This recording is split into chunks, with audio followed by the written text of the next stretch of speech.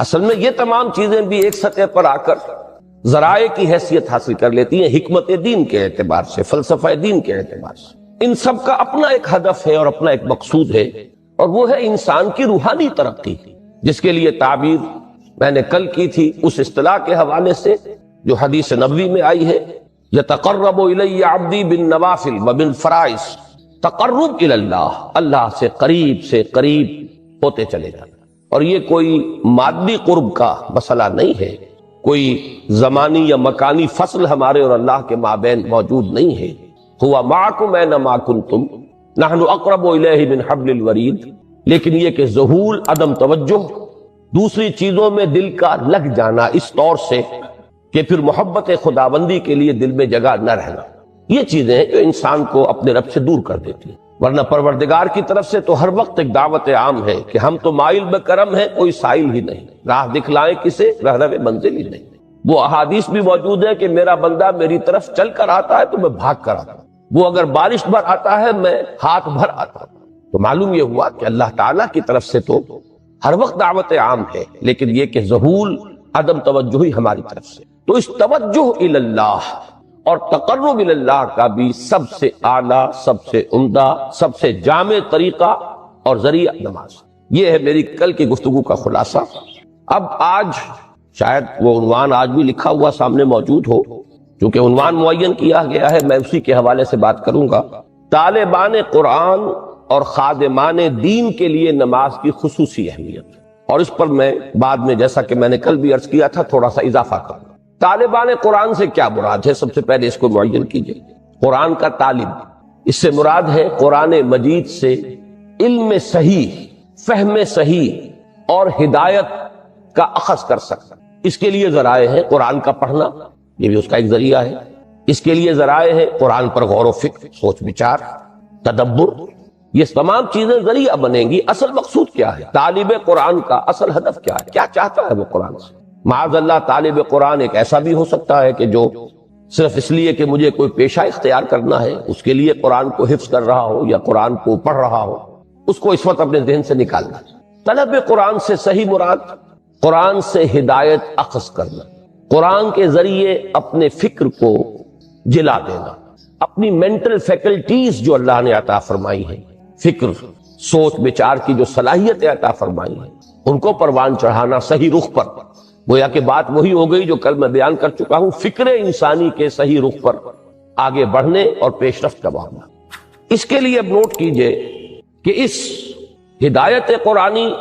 اور صحیح علم و فکر قرآن سے مستفید ہونے کے لیے دو چیزیں شرط لازم ہیں۔ نمبر ایک، تصحیح نیت، جیسا کہ میں نے ابھی اشارہ کیا، علم دین کے حصول کے لیے ایک محرک یہ بھی ہو سکتا ہے کہ کہیں خطیب بننا ہے، امام لگنا ہے،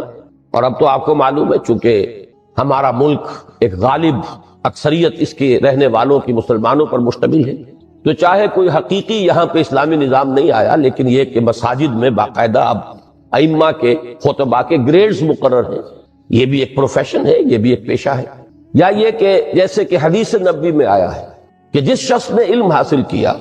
کہ وہ علماء کی مجلس میں بیٹھ سکے، علماء کی محفل میں بار پا سکے، یا جاہلوں پر، ناواقفوں پر روب گانٹ سکے، تو اس کے لیے شدید وعید ہے، گویا کہ وہ اپنا ٹھکانہ جہنم میں بنا رہا ہے۔ وہی علم کے جس کی بڑی فضیلت ہے، جس کی بڑی اہمیت ہے، جس کے بارے میں یہاں تک فرمایا گیا کہ عالم کے دوات کی سیاہی اور شہید کا خون یہ ہم وزن ہے اللہ کے میزان میں، اور ساری رات عبادت میں کھڑے رہنے سے اس رات کا 1 گھنٹہ علم کی کہ درس و تدریس، پڑھنے پڑھانے میں صرف کر دینا افضل ہے۔ ساری رات ایک شخص جاگتا ہے اور نوافل ادا کرتا ہے، اس کے مقابلے میں ایک شخص 1 گھنٹہ وہ علم کی تدریس کرتا ہے یا علم کی تحصیل کرتا ہے، یہ اس سے افضل ہے۔ اس علم کا یہ مقام، لیکن ساتھ ہی یہ بھی کہ لیماری بہ السفہاء او لیجاری بہ العلماء، اگر مقصد یہ ہو کہ انسان علماء کی محفل میں بیٹھ سکے، ان کی اصطلاحات میں گفتگو کر سکے، یہ نہ محسوس ہو کہ یہ شخص جو ہے یہ تو ہمارے مابین بیٹھنے کے قابل نہیں ہے، یہ ہماری اصطلاحات سے واقف نہیں ہے، اس لیے کچھ چیزوں کا علم حاصل ہو جائے، یا یہ کہ جو بے علم لوگ ہیں ان پر انسان دھونس جما سکے، روب گانٹ سکے، اس کے برعکس وہ حدیث بھی میں نے آپ کو سنائی ہے کہ حضور صلی اللہ علیہ وسلم نے فرمایا کہ جس شخص کو موت آئی اس حال میں، من جاءہ الموت وہو یطلب العلم، کہ وہ ابھی علم کی تحصیل کر رہا تھا، لیکن کس مقصد کے تحت؟ لیحیی بہ الاسلام، تاکہ وہ اس کے ذریعے سے اسلام کو زندہ کرے، مقصد یہ ہے فبینہ وبین النبیین درجۃ واحدۃ فی الجنہ، تو ایسے شخص کے اور انبیاء کرام کے درمیان جنت میں صرف ایک درجے کا فرق رہ جائے گا۔ تو معلوم ہوا کہ تصحیح نیت اس کی بڑی اساسی اہمیت ہے طلب علم میں، اور اس تصحیح نیت کے لیے لازم ہے وہی دوام ذکر الہی، دل کا اللہ کے ساتھ متعلق رہنا۔ مجھے لفظ ایک یاد آیا، ایک حدیث میں آیا ہے قلبہ معلق بالمساجد۔ حضور صلی اللہ علیہ وسلم نے 7 افراد کا تذکرہ فرمایا ایک حدیث میں کہ جن کو اللہ تعالی خاص اپنے سائے تلے جگہ دے گا قیامت کے دن، جس دن کسی کے لیے کوئی سایہ نہ ہو۔ ان میں سے ایک وہ بھی ہے، ایک ایسا شخص کہ جس کا دل مسجدوں ہی میں اٹکا رہتا ہے۔ وہ اگر نکلتا ہے باہر اپنی ضروریات کے لیے، آخر معاش کی بھاگ دوڑ ہے اور ذمہ داریاں ہیں، لیکن دل وہیں اٹکا رہتا ہے کہ جیسے ہی اذان کی آواز آتی ہے لپکتا ہے، جیسے کہ مچھلی جو ہے، جسے آپ کہتے ہیں ماہی بے آب، مچھلی کو اگر آپ پانی سے نکال لیں گے تڑپے گی۔ اسی طریقے سے ایک مسلمان کی کیفیت مسجد سے باہر جو وقت وہ گزارتا ہے مجبوراً، تو اس کو اس کیفیت میں گزرنا چاہیے۔ اسی طریقے سے میں نے لفظ استعمال کیا کہ دل اللہ سے اگر متعلق نہ رہے، قلبہ معلق بالمساجد، اسی طریقے سے اللہ کے ساتھ دل اگر معلق نہ رہے، جڑا نہ رہے، تو نیت جو ہے اس میں فساد آ جائے۔ نیت ہی میں تو فساد ہے، جس کے لیے کہ شیطان دل میں پھوکے مارنے لگتا ہے، اور ذکر سے خالی قلب کے بارے میں یہ حدیث میں کل آپ کو بتا چکا ہوں۔ تو معلوم یہ ہوا کہ قرآن مجید سے صحیح فکر، صحیح علم، صحیح سوچ،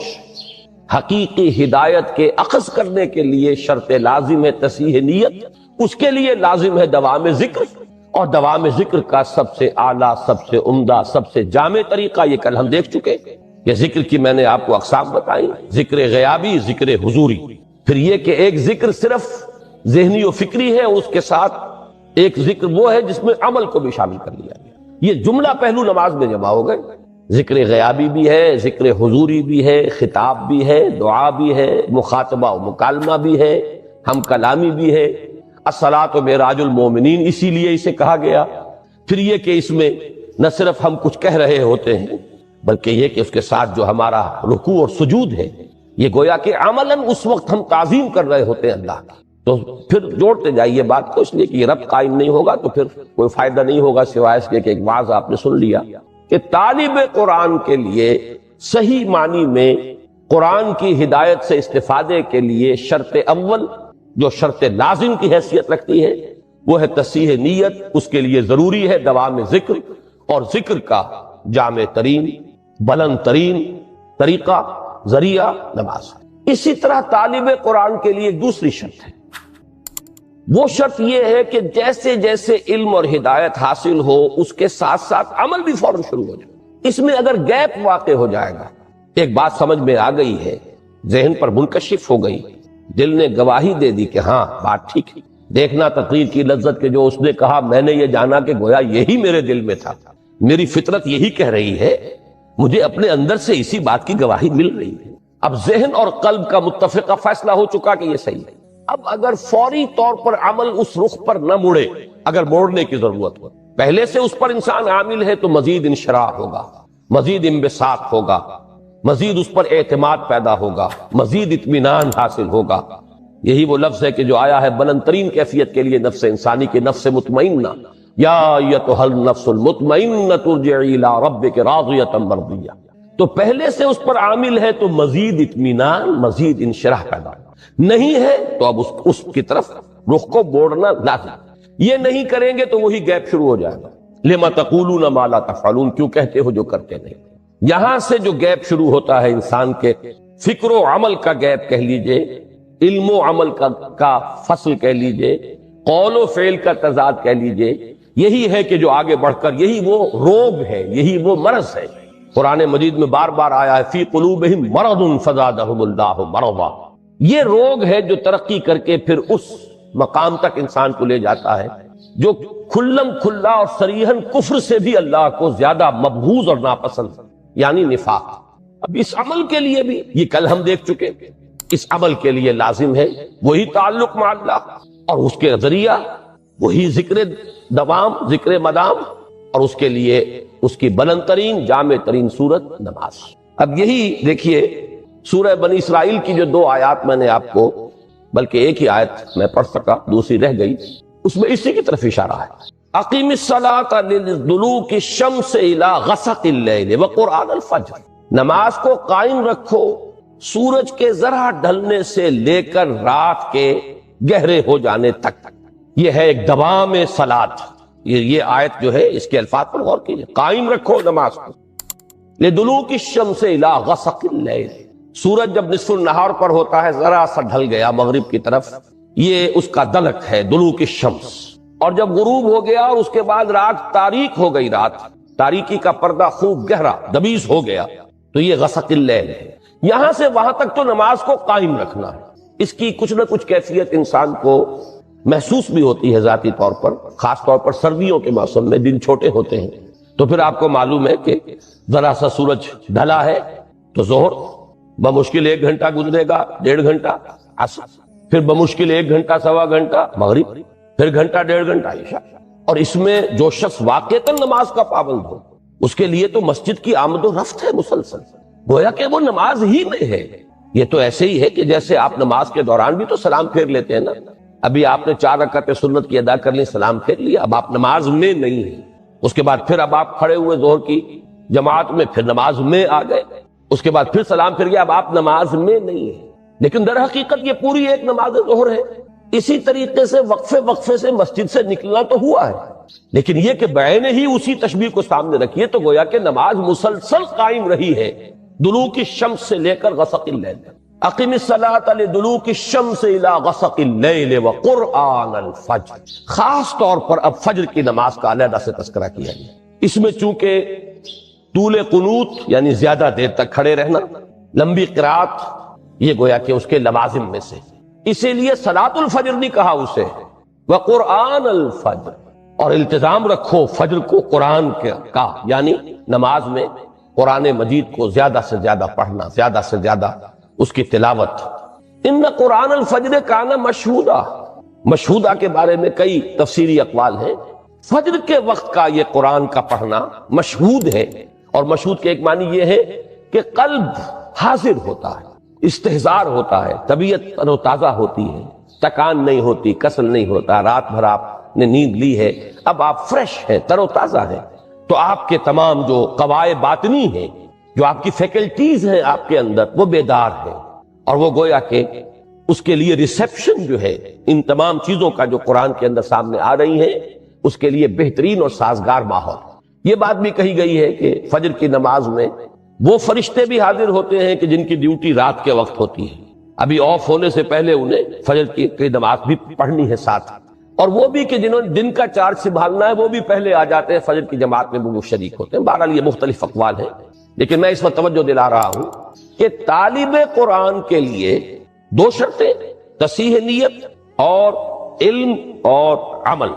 اس میں کسی فرق و تفاوت یا تضاد کا پیدا نہ ہونا، دونوں کے لیے لازمی ہے دوام ذکر، اس کا اہم ترین وسیلہ ذریعہ نماز، اور اس کے ساتھ جوڑیے پہلی بات جو کل میں نے کہی تھی اور آج بھی دہرایا اسے، کہ معرفت رب کے لیے سب سے بڑا ذریعہ جو ذکر مجسم ہے وہ قرآن ہے، تو گویا کہ صلاۃ الفجر کا پروگرام 2 عطشہ ہو گیا۔ اب یہ صرف صلاۃ نہیں ہے، بلکہ اس کے ساتھ چیزیں جوڑ دی گئیں، جو مجسم ذکر ہے قرآن، اور جو ذکر کا سب سے زیادہ جامع اور بلند ذریعہ ہے، ان دونوں کو جمع کر دیا گیا، وقرآن الفجر ان قرآن الفجر کان مشہودا۔ اور اس سے بھی آگے ہے، یہ تو چونکہ فرض نمازوں کا ذکر آ گیا ہے، ظہر سے عشاء تک اور پھر فجر، لیکن اس سے اگلی منزل بھی ہے، وَمِنَ اللَّيْلِ فَتَهَجَّدْ بِهِ نَافِلَةً لَكَ، اور رات کے ایک حصے میں بھی جاگا کرو اس کے ساتھ، یعنی یہی فجر کا جو پروگرام ہے، اس کو 2 عطشہ سے عطشہ اگر کرنا چاہتے ہو تو اب رات کے ایک حصے میں سے اپنے آرام میں سے کٹوتی کرو اور کھڑے رہو، اور اس وقت خاموشی سے پرسکون انداز میں، جبکہ کوئی اور نہ دیکھنے والا ہے، نہ کسی اور طرح کی ڈسٹربنس ہے،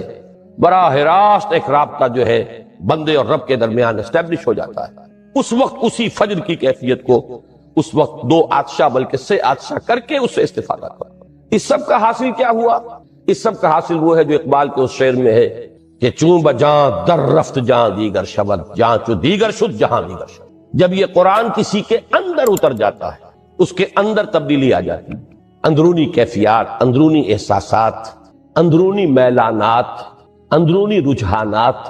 انہی کو ہم کہیں گے جو اقدار ہیں، جو ویلیوز ہیں، ان میں انقلاب آ جائے گا۔ اور جب یہ انقلاب اندر سے آئے تو پھر یہ نہایت محکم، نہایت پائیدار انقلاب ہوتا ہے، اور بہت پرتاثیر انقلاب ہوتا ہے کہ ایک فرد کے انقلاب سے ایک عالمی انقلاب کا جو پروسیس ہے انیشیٹ ہو سکتا ہے۔ اس جیسے آپ کہتے ہیں کہ چراغ سے چراغ جلتا ہے، دیے سے دیا روشن ہوتا ہے، اسی طریقے سے ایک شخص کے اندر یہ کامل انقلاب، صحیح انقلاب اب اس انقلابی پروسیس کو جو ہے انیشیٹ کر دے گا، شروع کر دے گا۔ اسی لیے کہا چوں بجاں در رفت جہاں دیگر شود، جہاں چو دیگر شد جہاں دیگر شود۔ اس جہاں دیگر شود کے 2 حصے ہو گئے، ایک تو اس کے لیے زمین اور آسمان بدل گئے، پہلے وہ کچھ اور نظریات تھے، اب کچھ اور نظریات ہے، پہلے نقطہ نظر اور تھا، اب نقطہ نظر اور ہے، تو فار دیٹ پرٹیکولر پرسن پوری دنیا بدل گئی، پوری کائنات بدل گئی۔ اور ایک یہ کہ پورے اس دنیا میں انقلاب برپا کرنے کے عمل کا بھی آغاز ہو۔ اب آئیے دوسری شے کی طرف، خادمان دین، ان کے لیے نماز کی کیا اہمیت ہے؟ یہاں بھی پہلے ہمیں ڈیفائن کرنا ہوگا خادمان دین سے مراد کیا ہے۔ خدمت دین کسے کہتے ہیں؟ ایک تو آپ اپنے بوڑھے والدین کی بھی خدمت کرتے ہیں، اس میں بھی ایک مجھے دلچسپ واقعہ یاد آ گیا ہے جو مولانا روم نے لکھا حکایت کے پیرائے میں بات کو سمجھانے کے لیے، کہ حضرت موسیٰ ایک دفعہ کہیں سے گزر رہے تھے، انہوں نے گڈریے کو دیکھا، چرواہا جنگل بیابان میں تنہائی میں وہ مناجات کر رہا تھا، اللہ سے ہم کلام تھا کہ اے رب اگر تو میرے سامنے آ جائے تو میں تیرے پاؤں دھوؤں، تیرے پاؤں دباؤں، تیرے سر میں سے جوئیں نکالوں، تیرا سر دھوؤں۔ اب ایک تصور یہ تھا اس کا، کوئی ہوگا اس کا کوئی بزرگ، کوئی بوڑھی والدہ، بوڑھا والد، یا کوئی چودھری ہوگا اس کا جو اسے یہ خدمتیں لیتا ہوگا، تو اس کے ذہن میں خدمت کا یہی ایک تصور تھا، تو اپنے اس ذہن کی محدود سی دنیا میں وہ یہی چیزیں آفر کر رہا تھا اللہ کو، کہ اللہ میرے دل میں تو مجھے وہ شعر یاد آ رہا ہے اقبال کا کہ کبھی اے حقیقت منتظر نظر آ لباس مجاز میں، کہ ہزاروں سجدے تڑپ رہے ہیں میری جبین نیاز۔ تو ایک جذبہ ہے، اللہ سامنے ہو ہم کیا کریں گے؟ ہر شخص جو ہے وہ اپنے ذہن کی سطح کے مطابق ہی سوچے گا کہ وہ کیا کرے گا۔ تو اس غریب نے جو کچھ اس کی ذہنی سطح تھی اس کے مطابق جو ہے وہ اللہ کے ساتھ یہ بات کی۔ حضرت موسیٰ علیہ السلام نے ڈانٹ دیا، یہ کیا کفر بک رہے ہو تم؟ اب وہ اپنی ایک خاص کیفیت میں تھا، اس نے چیخ ماری، کپڑے پھاڑے اور نکل گئی۔ تو اللہ تعالیٰ نے فرمایا حضرت موسیٰ سے، یہ کوئی حدیث نہیں ہے، یہ ایک حکایت ہے، یوں سمجھ لیجئے بات کو سمجھانے کے لیے،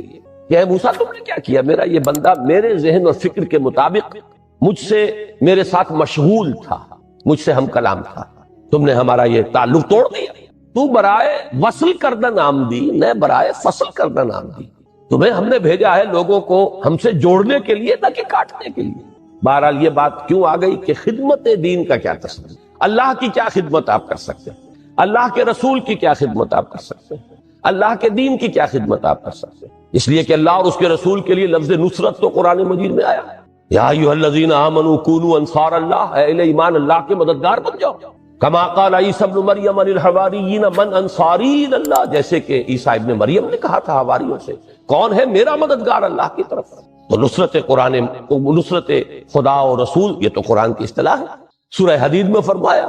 وَلِيَعْلَمَ اللَّهُ مَن يَنصُرُهُ وَرُسُلَهُ بِالْغَيْبِ، اللہ دیکھنا چاہتا ہے کہ کون ہے اس کے وفادار بندے جو اس کی اور اس کے رسولوں کی مدد کرتے ہیں غیب میں ہونے کے باوجود۔ تو یہ نصرت خدا و رسول سے مراد کیا ہے، خدمت خدا و رسول سے مراد کیا ہے، اس لیے کہ اسی کا نام ہوگا خدمت دین۔ اس میں بھی 2 چیزیں، جیسے کہ میں نے عرض کیا تھا کہ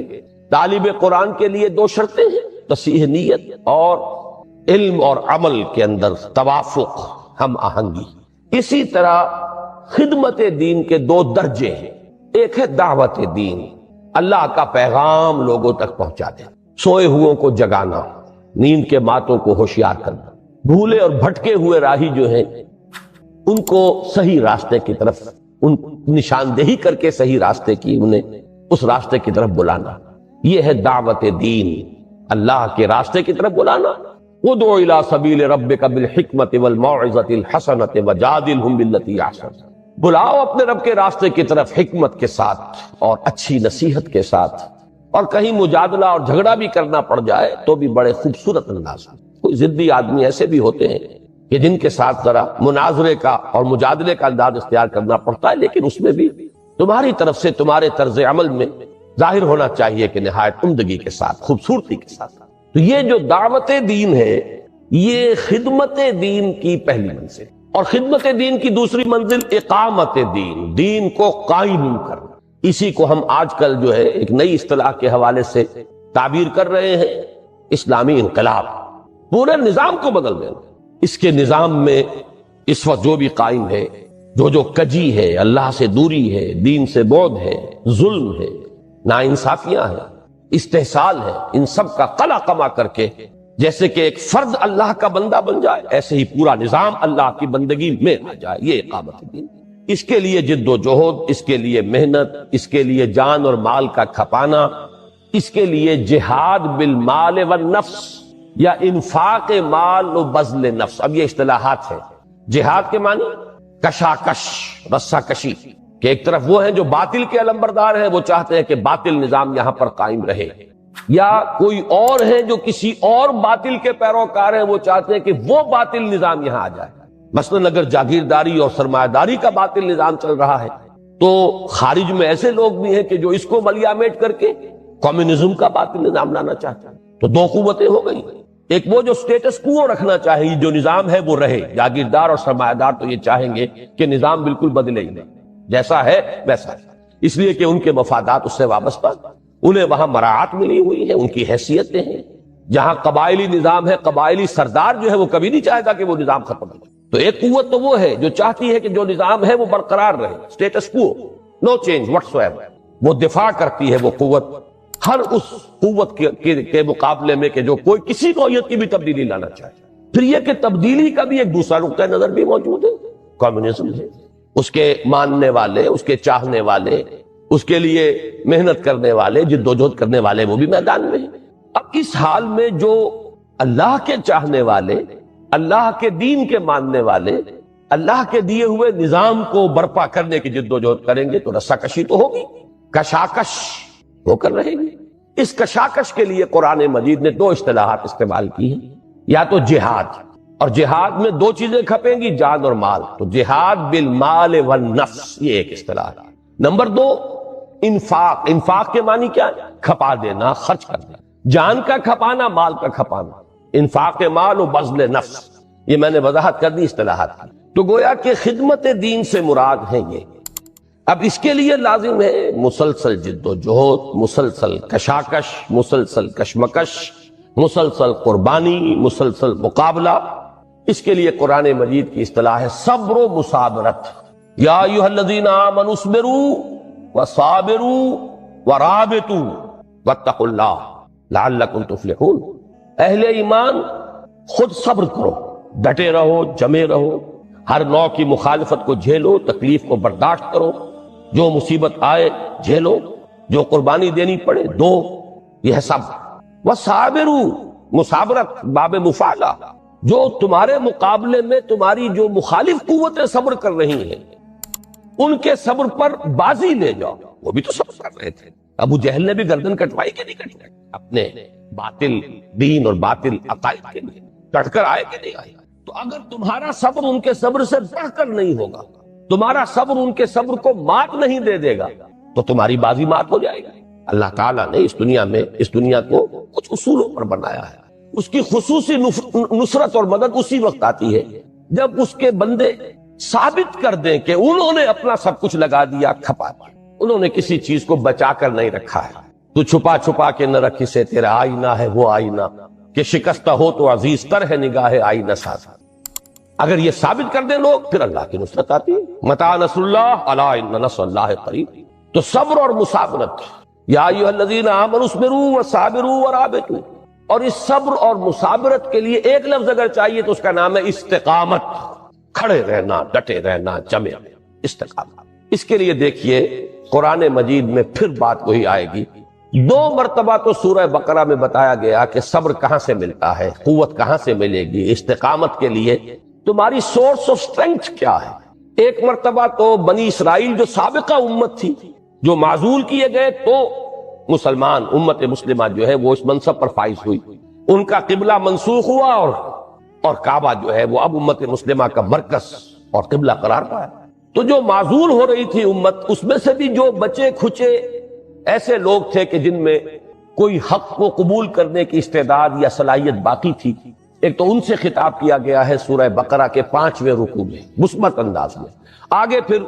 تنقید شروع ہو جاتی ہے، تمہارے اندر یہ خرابیاں ہیں، یہ تمہاری بداعمالیاں ہیں، لیکن 5واں رکوع جو ہے وہ مثبت انداز میں دعوت ہے، جس کا آغاز ہوتا ہے یا بنی اسرائیل اذکروا نعمتی التی انعمت علیکم وانی فضلتکم علی العالمین، یا ایھا الذین آمنوا واوفوا بعہدکم،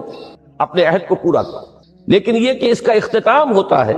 کہ آسان کام نہیں ہے ایک نئی نبوت اور نئی رسالت کو تسلیم کر لینا۔ تعصب پیدا ہو چکا ہے، عصبیت پیدا ہو چکی ہے، اپنی برتری کا احساس پیدا ہو چکا ہے۔ اب ایک امی قوم میں اللہ نے ایک نبی کو کھڑا کر دیا، ان کے پندار کے لیے ایک بہت بڑا چیلنج۔ تو یہ جو مشکل اور کٹھن مرحلہ تھا، اس کو آسان بنانے کے لیے اس رکوع کے آخر میں فرمایا وَاسْتَعِینُوا بِالصَّبْرِ وَالصَّلَاةِ، مدد حاصل کرو دو چیزوں سے، صبر سے اور نماز۔ گویا کہ یہ صبر اور صلاۃ جڑے ہوئے ہیں، یہ باہم لازم و ملزوم ہیں، انسیپریبل ہیں، ان کو ایک دوسرے سے جدا نہیں کیا جا سکتا۔ پھر اب غور سے سنیے، یہ ترتیب ہے۔ اس کے بعد آپ کو معلوم ہے تقریباً 14 رکوعوں میں ایک بہت ہی طویل فرد قرارداد جرم عائد کی گئی ہے بنی اسرائیل پر، جس کی وجہ سے تم معزول کیے جا رہے ہو آج۔ پھر بات آئے گی حضرت ابراہیم کی خانہ کعبہ کی تعمیر کی، اور پھر تحویل قبلہ کی، اور اس کے بعد اب جو نئی امت اس منصب پر فائز ہوئی، اب اس سے خطاب شروع ہوگا یا ایھا الذین آمنوا استعینوا بالصبر والصلاۃ ان اللہ مع الصابرین۔ پھر وہی بات، اس لیے کہ دین تو ایک ہے، دین کی بنیادی تعلیمات ایک ہے، دین کی حکمت ایک ہے، دین کی ظاہری اعمال کی صورتوں میں کچھ فرق ہوا ہے۔ نماز کی شکل بنی اسرائیل میں کچھ اور تھی، ہمارے ہاں کچھ اور ہے، لیکن یہ ہے کہ جہاں تک حکمت، فلسفے، دین کے مقاصد، دین کی اساسات، دین کی فکری بنیادوں، ان کا تعلق ہے،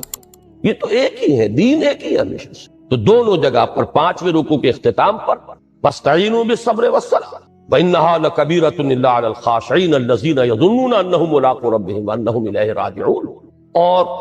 19ویں رکوع کے شروع میں خطاب اہل ایمان سے، امت مسلمہ سے، یا ایھا الذین آمنوا استعینوا بالصبر والصلاۃ ان اللہ مع الصابرین۔ اس کے علاوہ جو میں نے ایک آیت آج بالکل شروع میں پڑھی تھی، یہ سورہ عنکبوت کی 45ویں آیت ہے، لیکن اس سے زیادہ آسان پہچان جو ہے اس کی، وہ اس حوالے سے ہے کہ 21ویں پارے کی پہلی آیت، اس لیے 21ویں پارے کا نام ہی اس سے ہے، اتلو، پڑھا کرو، اتل ما اوحی الیک من الکتاب واقم الصلاۃ ان الصلاۃ تنہی عن الفحشاء والمنکر ولذکر اللہ اکبر واللہ یعلم ما تصنعون۔ اور یہ سورہ عنکبوت جو ہے نازل ہوئی ہے سن 5 نبوی میں۔ یہ سن 5 نبوی یوں سمجھیے کہ جب وحی شروع ہوئی حضور پر، تو اب یہاں سے پہلا سال جو ہے نبوت کا شروع ہو گیا۔ اس کے بعد تقریباً 13ویں سال میں جا کر ہجرت ہوگی،